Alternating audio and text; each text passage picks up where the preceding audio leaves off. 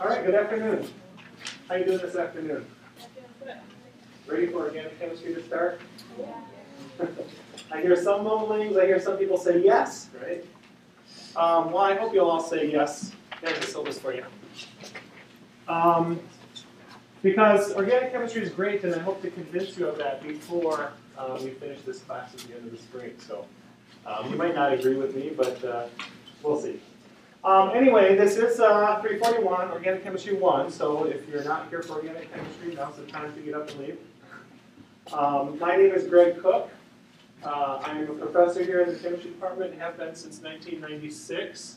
And so I thought we'd just do a lot of introduction today and go through some introduction of organic chemistry, a little bit about the course and how I structure it. My office is right here in Lab Hall in 104G. So if you've been in the main office for the chemistry department, there's the group of offices in the back, and I'm back in the back corner. I like to hide back there, so if you need to find me, please come there first. I do have another office in Dunbar Hall, which I'm at occasionally. So sometimes if you can't find me here, I might be up in the laboratory on the 3rd floor of Dunbar Hall. That's also a little hard to find because it's in the back of a research laboratory. So if the room is 362 Dunbar, my office is in the back of that. But I'm rarely there. Mostly I'm here in Lab Hall. I have scheduled office hours for Tuesdays and Thursdays from 10:30 to noon. So hopefully I'll be there at that time any week for you to come and find me. Those will start next week, by the way.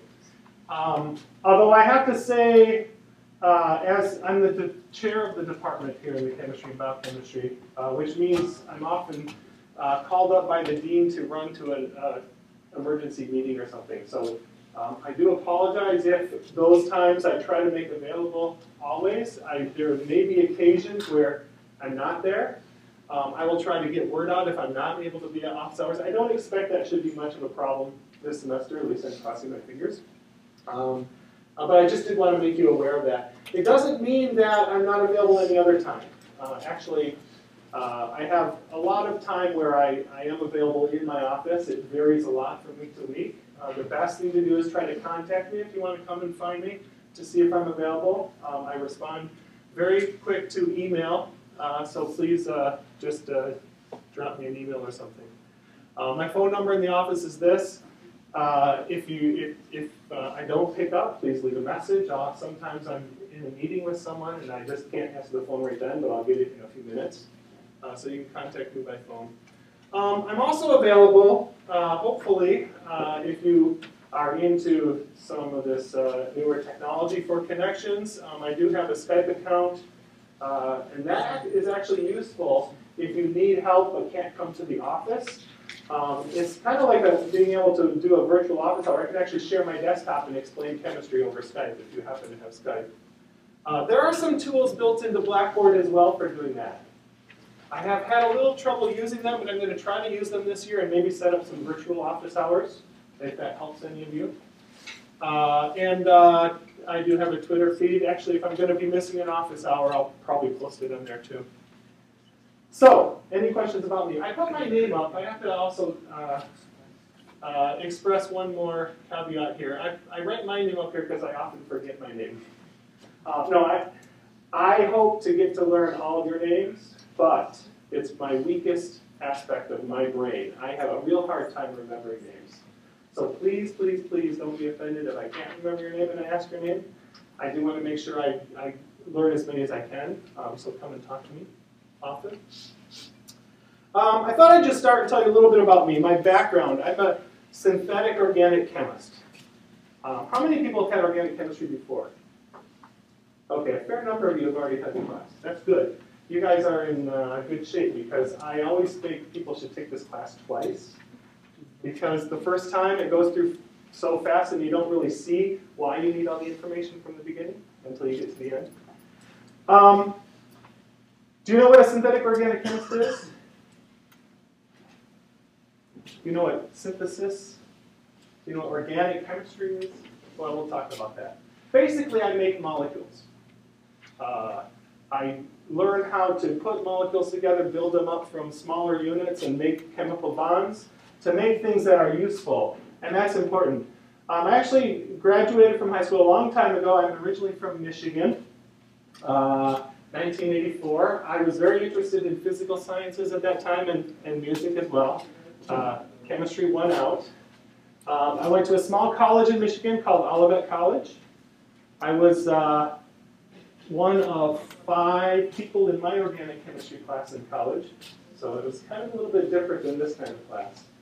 It was me and an old German professor just chatting about organic chemistry most of the time. It was a lot of fun.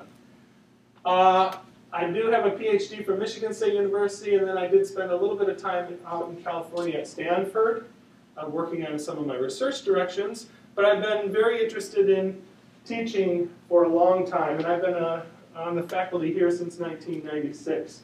And I've taught organic chemistry here since that first year. I think there's only been 1 or 2 years where I didn't teach Organic Chemistry 1 or Organic Chemistry 2. A little bit more about me, just a few random personal things. I put a molecule up here. Does anyone know what this molecule is? It's organic chemistry class, so we should start right off the bat with molecules, right? Okay.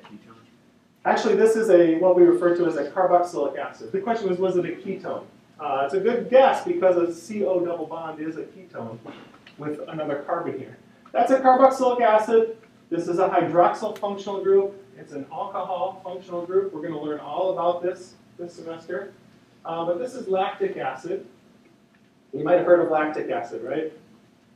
Anybody know why lactic acid is important? Yes? Because it builds up in your muscles. It builds up in your muscles. That's right. And it's hard for it can be hard for your body to get rid of. It breaks it down into a couple of other molecules, pyruvate and biochemistry, right? yeah. Yeah. Did everybody hear that? Lactic acid builds up in your muscles, especially when you use it for a long period of time. And it's hard for your body actually to get rid of it and metabolize it and excrete it. So it makes your muscles really sore. And the reason why lactic acid is important to me is because I run marathons. And there you really feel the pain of lactic acid buildup. So anybody running the Fargo Marathon this spring? None of you? Half marathon? 5K? Okay.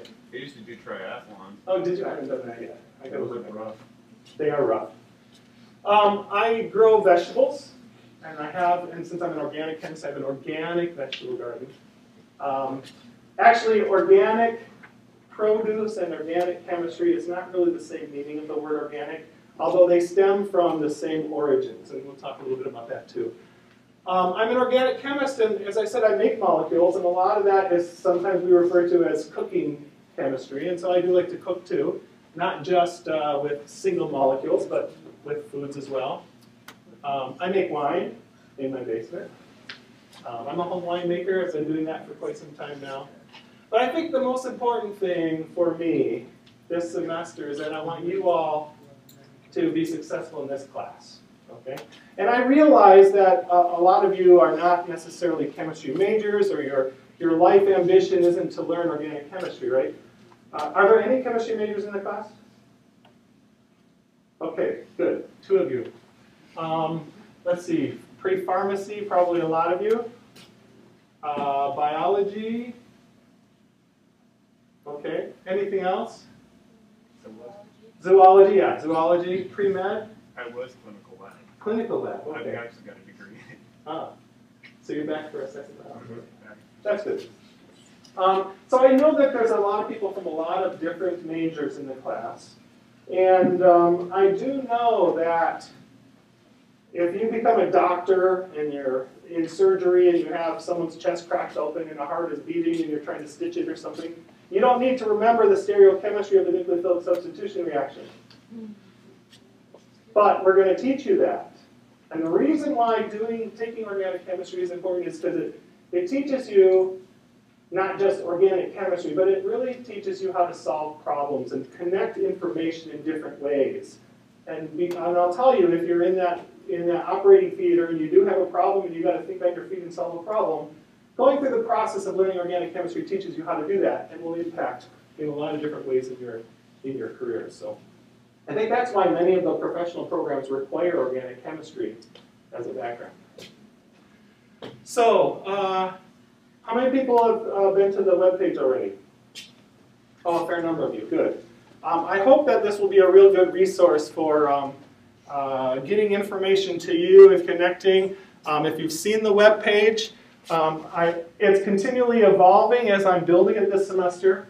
If we have time at the end of class, maybe I'll just pop it up live and show you. But the syllabus is there. I plan to record these lectures and have the lecture videos up so you'll be able to go back through the lectures again and see exactly what I'm saying in class and see what I do on the screen. I will have all the slides for the lecture notes available under this link. Information about exams and quizzes. Information about other ways in which you can get organic chemistry information to help you in this class. And messages and news and things like that will be under this section, and there will be hopefully some help available for you as you go through this class. And one of the important things about this class is something we call supplemental instruction. And I want to introduce Mike Kalinowski, who's sitting right here in the front. Let's stand up. Mike is your SI leader. And what he's done is he's scheduled a couple of hours, Mondays and Wednesdays, where he's available to hold special sections. Let's see, done my 152, that's just down the hall. Small classroom there. Where you'll review material, he'll be able to answer questions you have, solve problems. It's kind of like an optional recitation section for you to get more in-depth help with what we're covering in lectures and covering on the exams. So hopefully you'll take advantage of Mike, because he's putting a lot of effort into doing and preparing for you to learn more organic chemistry. Do you have anything you want to add? No, never know. Okay. And you're going to start when? Next week? Next Wednesday, I think. Next Wednesday, I think, will be the first one. So I'll also put messages on the webpage about that.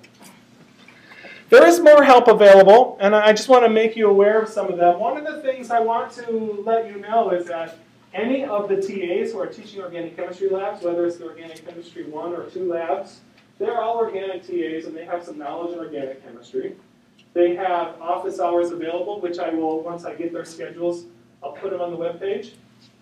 And even if you're not taking lab or they're not your lab TA, I don't think they would mind if you came into their office hours and had questions about organic chemistry and wanted to talk about it. So feel free to make use of those. They are available, and I think they're actually underutilized. For people looking for tutoring, I know Student Success has ACE tutoring available for free. I don't know the tutors that they have available, but I know there's 3 or maybe 4. Maybe it's 3. 3 people who are tutoring for organic chemistry.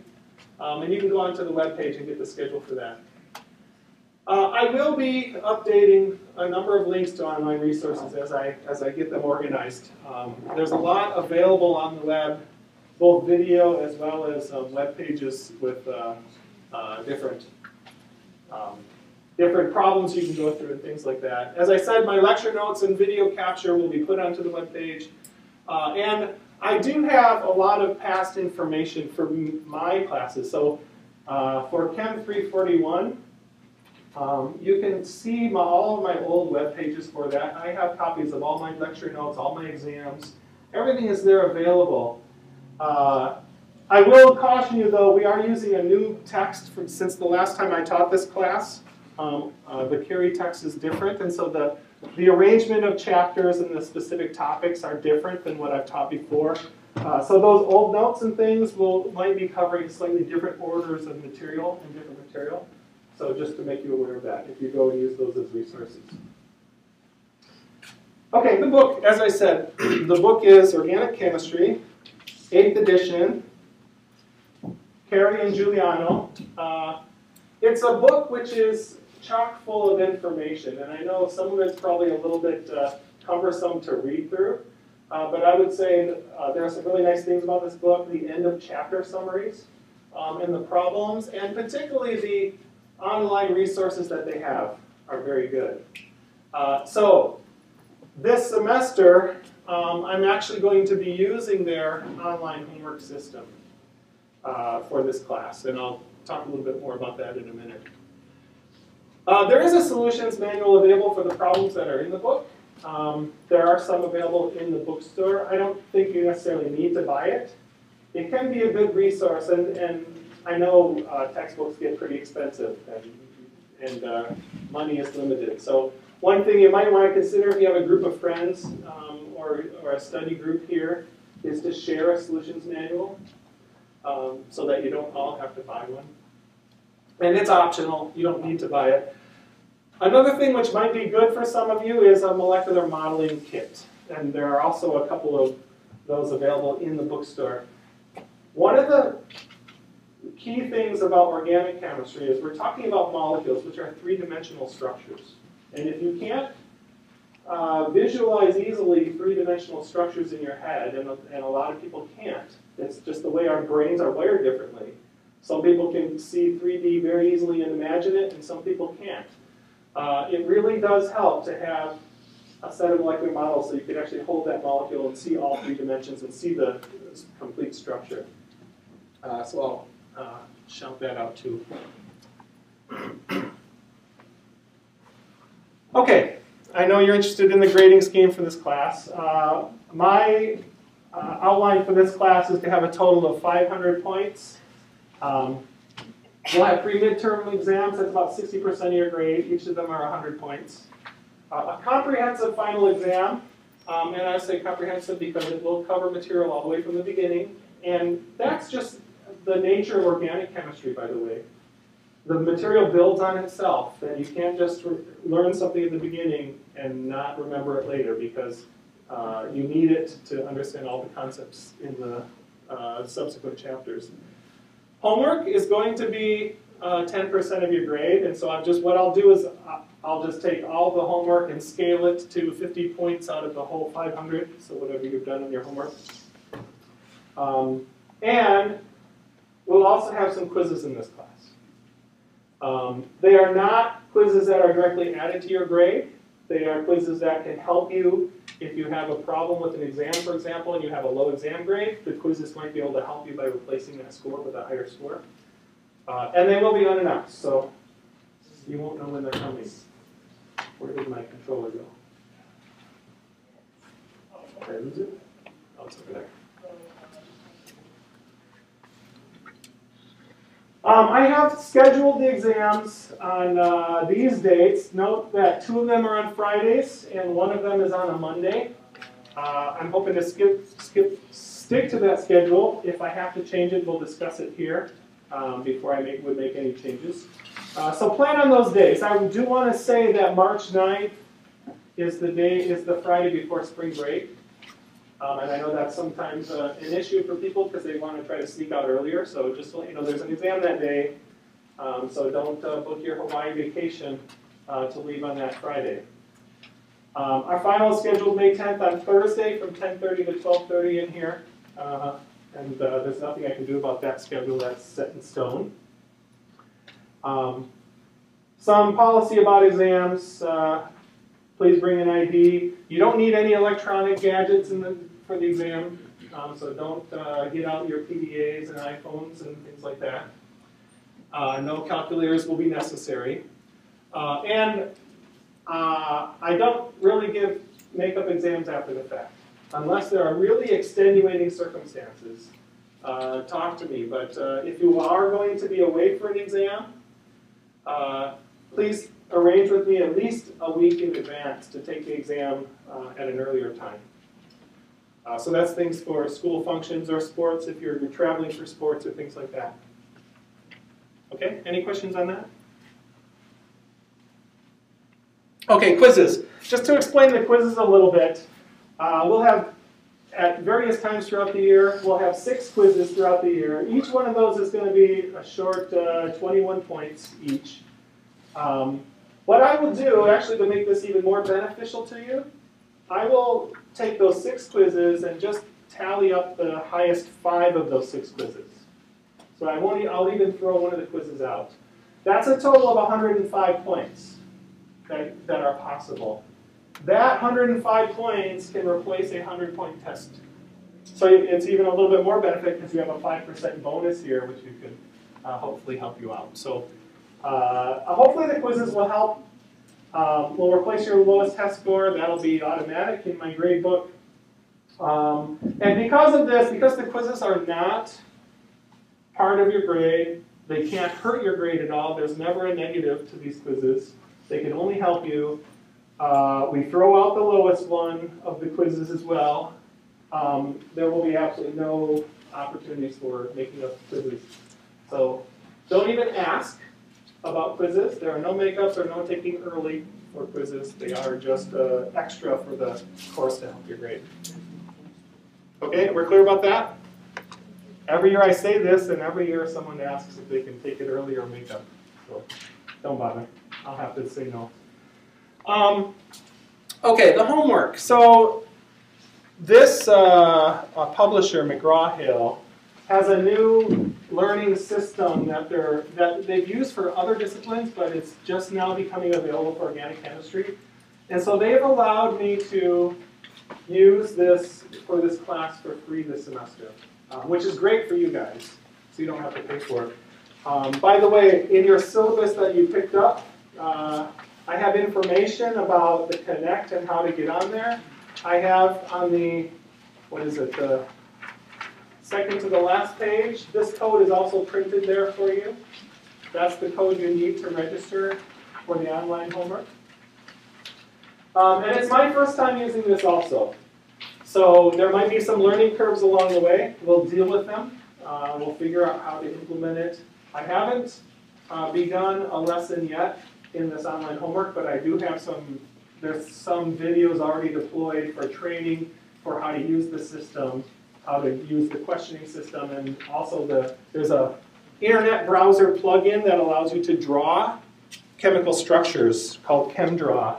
And there's some videos already deployed in the Connect system to teach you how to get that on your computer and use it. I don't know yet whether that ChemDraw plugin will be available on NDSU computers. I'm hoping, but I haven't heard back from ITS yet about that. I'll update you once I know about that. Is there anybody who doesn't have access to a personal computer that would have to rely on NDSU computers? That's good. Okay, this system, the Connect system, will be linked directly into your Blackboard for the course. So hopefully all the assignments will be listed in the course content in Blackboard, and you just click it there. So you wouldn't necessarily have to go to the Connect site. It will automatically take you there or open up a page for that from within Blackboard. So it's important to make sure, go to Blackboard and click on one of those training videos or something like that. It'll take you there, and then that should link it. Once you register with that code, it should link it right to your Blackboard account so that all of the homework you do will go right into the Blackboard gradebook. At least McGraw-Hill tells me it's that easy. We'll see. If you do have problems, it might take a little bit of time to work it out, but please let me know if you have any problems at all getting connected. By the way, this code also allows you to access the ebook in the Connect system online. You can go directly to the Connect site for this course also and see the ebook there. So that's available. And hopefully it goes well. Any questions about this? Okay, let's talk a little bit about how I view organic chemistry. As I said, my most important goal is to give you an appreciation for organic chemistry and help you succeed in getting through this course. So, there are some things I can suggest and get you thinking more in line with how I think. One thing is, everyone thinks that organic chemistry is hard. Some of you took organic chemistry before. Was it hard? At a different institution. Okay, but it's organic chemistry. Was it hard? You just had to Yes. put time into it. Time, yeah. See, I think it's not necessarily hard. I think it's hard work. But it's not necessarily hard. The concepts aren't necessarily hard. Taking the time to going through and doing it every day and keeping up with the class and learning the concepts is hard work. And I'm not going to lie, this class has a lot of material. A ton of material. And it's going to go pretty fast. I mean, there's a lot to cover in half that book. Well, less than half the book. But It comes fast, and if you don't keep up, it's a topic which builds upon itself, so everything you learn is very important for that next step in organic chemistry. So you can't get behind. I think it's similar to a foreign language. In some respects, there's a vocabulary you need to learn. So there is something to the aspect that you have to just memorize some things. You have to memorize the words, right? And when you learn a foreign language. That's true in organic chemistry too, but our vocabulary are words, yes, the scientific terms, but there's also structures. Okay, chemical structures I think of as vocabulary, functional groups. And then in a language there's grammar, right? You've learned these words, you've memorized these words, but how do you construct a sentence? You don't go through life memorizing sentences so you can say them, do you? No, that's ridiculous. You have to learn the rules on how to construct sentences so you can make your own sentences, so you can communicate with your own thoughts. That's a lot like organic chemistry, but the grammar here is not sentence structure. It's understanding electronic properties and how molecules react with each other, how different functional groups react, which ones will and which ones won't, the mechanisms by which chemical reactions take place. That's what I think of as sort of the grammar, that you have to know the rules so that you can apply it in a much larger context. That's the solving problems part. So it's not about just memorizing things, and if you think you can learn organic chemistry just memorizing everything, you're going to have a hard time because there's way too much to memorize. You have to be able to construct those chemical sentences. All right? So start thinking a little bit along those lines. I think it might help. Problem solving, building on a foundation. You should be able to, and I expect you to, go beyond just memorizing the concepts and structures. You have to take that further. So for example,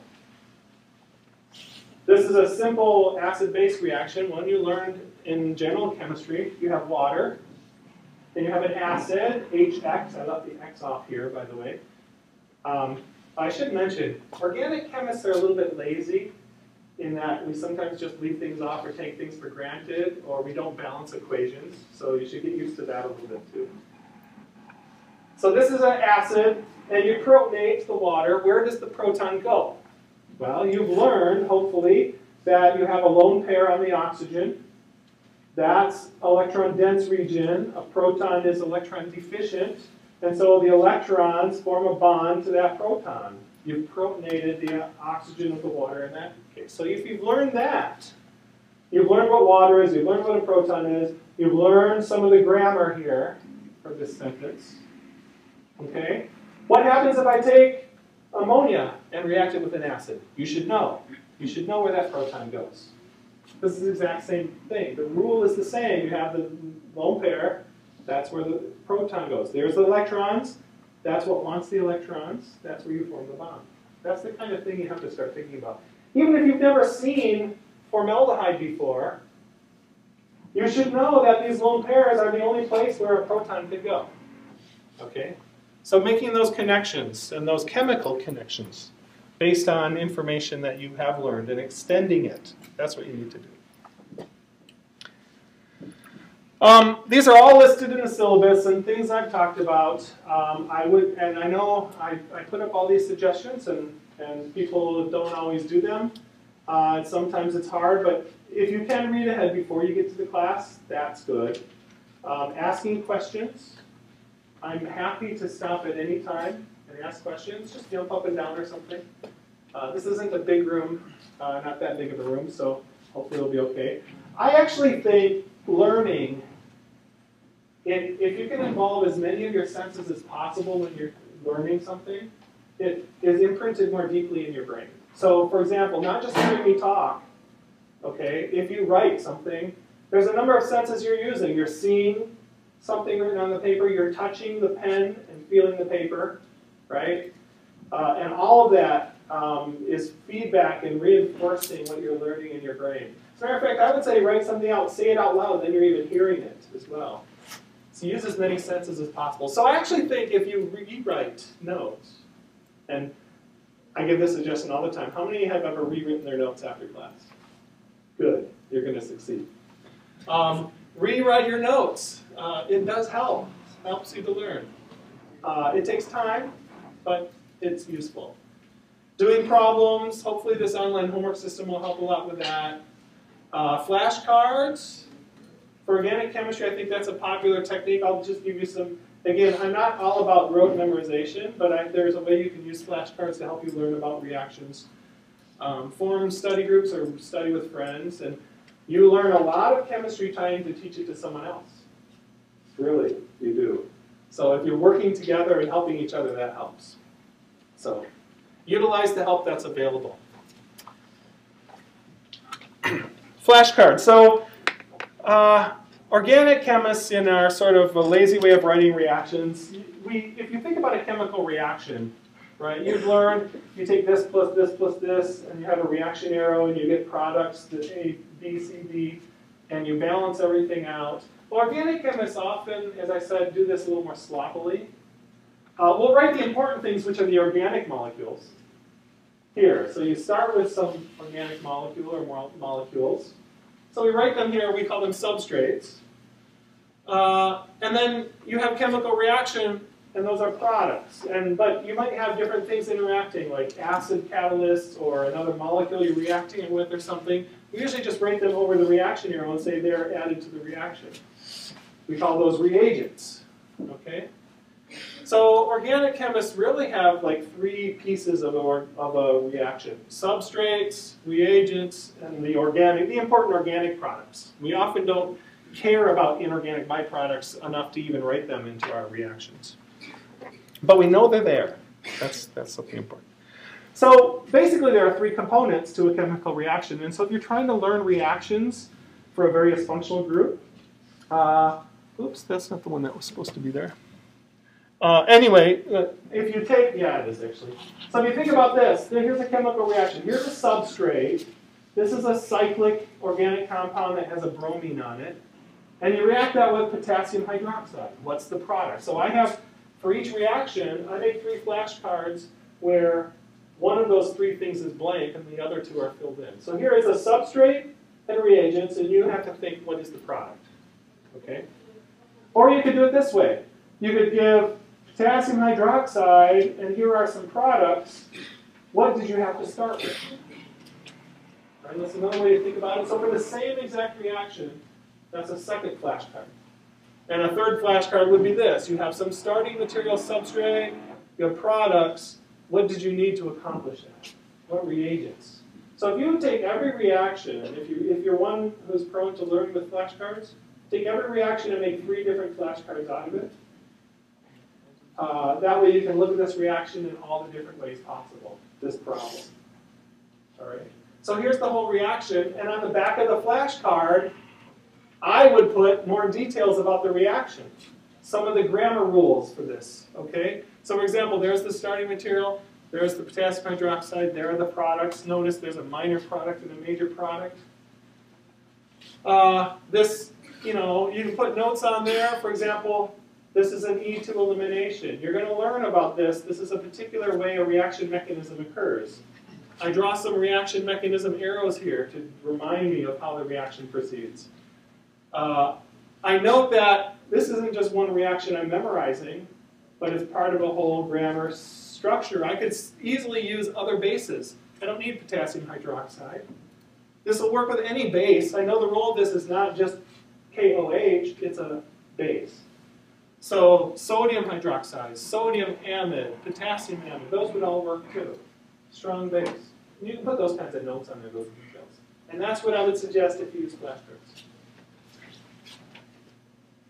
Okay, coming to class. We're fortunate because the normal organic chemistry classes are at 8 o'clock in the morning, so this section that's in the spring for 341 is at a little bit better time. Although right after lunch is a little hard, I think. But at least it's not 8 in the morning. I want to show you some statistics about why coming to class is important. So one year, I had about, 270 students in 341. And I randomly took attendance 6 times during the year. And I compared the students that I broke into two groups, those who were absent 3 or more of those 6 times, and those who were present, absent more than 3 times, or absent less than that. So I said this was the group that missed class more regularly than this group attended class more regularly. And surprisingly, if you take those groups of students and look at the exam score statistics, exam 1, 2, 3, the final, and then their total grade for the course, all right, it's very predictable. And every time I've done this, it's been exactly the same. The students who missed a significant amount of class had these exam scores. So exam 1, 76, exam 2, 71, exam 3, down in the 60s. Final exam in the 60s, and the total score for the class, they ended up with a C on average for those students. Okay? The students who regularly attend class were a full grade higher in every single case. On exam 1, exam 2, exam 3, notice the final exam is exactly the same there. And then their total score is a full grade higher than the students who didn't come to class. Okay? These are real statistics. I've done this a number of times, and it always shows me the exact same thing. What is the reason? Well, I don't know. Maybe it forces you to think about organic chemistry 3 times a week at least. That's probably a good thing. I do want to note one more thing about this, just for your information. And this is a part due to the fact that organic chemistry really is cumulative. Even though we have a new chapter, it's built on information and concepts from previous chapters. I often see this. That is, exam 1 is usually the highest. Exam 2 goes down, exam 3 goes down, and the final exam is somewhere around that, because it really is measuring knowledge as you go through the class and cumulative knowledge. So you will probably face this too. These are average, by the way, so individuals might be different, but from exam 1 to exam 3, scores sequentially tend to go down, just so you're aware. So if you get an 80 on exam 1, you need to know that if you continue probably as is, without putting in more effort and keeping up, you'll probably go down. So just to give you a little warning. This is in the syllabus. Tentative schedule for the exam and what might be covered on the for the class and what might be covered on the exams. Since this is the first time I'm actually teaching from this textbook, I'm not quite sure about all the timings here, so this will most likely vary a little bit. I may cover more faster than I thought or slower. So what's going to be on each specific exam, we'll know much more about that as we get closer to the exam times. But that's the general outline. Okay, another thing about organic chemistry is that it is very much structure-based, and our exams are written short answer exams. They're not multiple choice exams. You have to know how to draw structures and draw them legibly, and so it is important to practice as much as possible and take notes throughout the class, I think, if you can, or practice drawing structures outside. I think of organic chemistry as a blackboard subject. It is writing on the blackboard. As a matter of fact, I've mostly taught this in Stevens Auditorium, and I very rarely used PowerPoint to do it. I used the blackboards there. They were really nice blackboards set up to do that, where you could lift it up and leave it up there for a long time. Students had a lot of time to write down notes. But this room doesn't have blackboards. And these whiteboards, to be honest, none of you can see these whiteboards from, especially you get halfway back in the room. It glares and the pens aren't good enough. So I will probably be projecting a lot and hopefully take use of some technology which will allow me to draw right on the screen.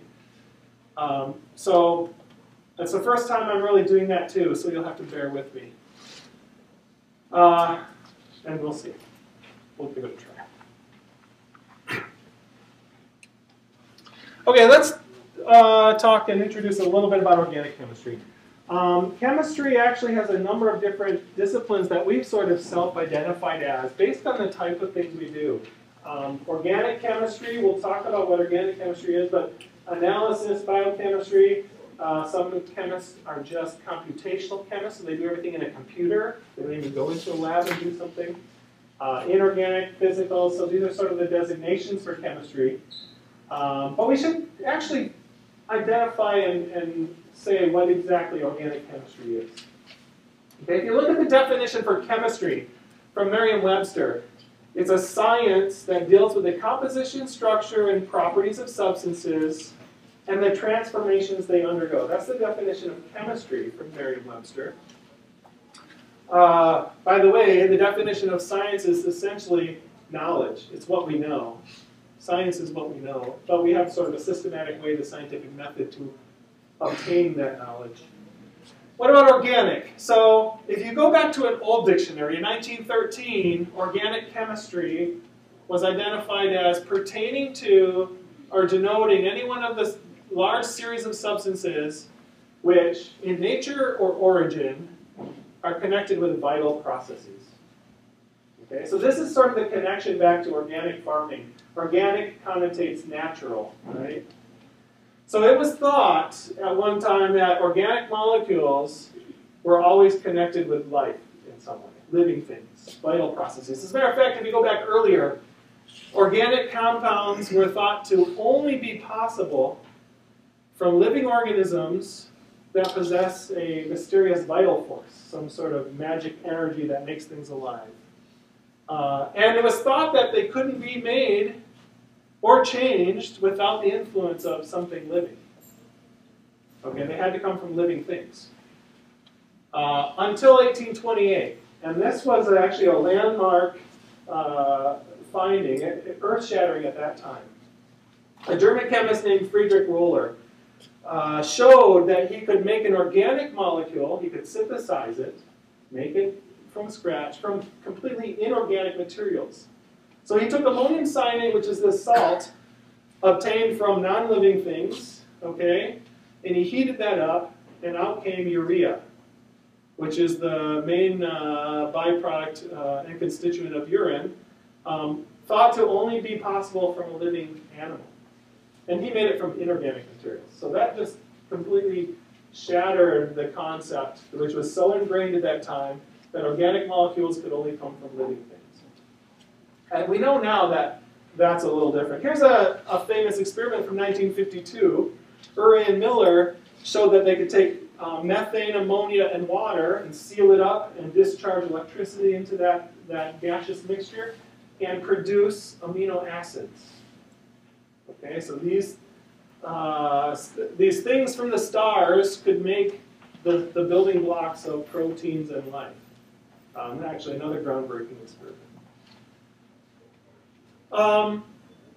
Of course, biological systems rely heavily on organic molecules. So all of the biomolecules that we talk about that are important in biochemical processes, carbohydrates, sugars, they're organic molecules, fats and lipids, amino acids, and amino acids make the structure of proteins when you polymerize them or connect them together.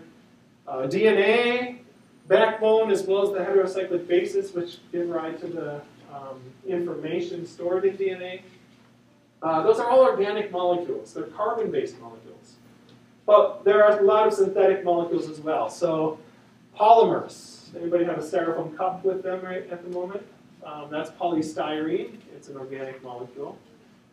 Coloring agents, pharmaceutical compounds. If you've had 341L lab yet, you probably have made one or both of those or some analogs of that. Those are, quote, synthetic. They're molecules which have been man-made from smaller constituents. So today, modern view of organic chemistry is the chemistry of carbon compounds, because it really is carbon and how it makes lots of different kinds of molecules that is important for the wide variety of molecules that we have, which we call organic compounds.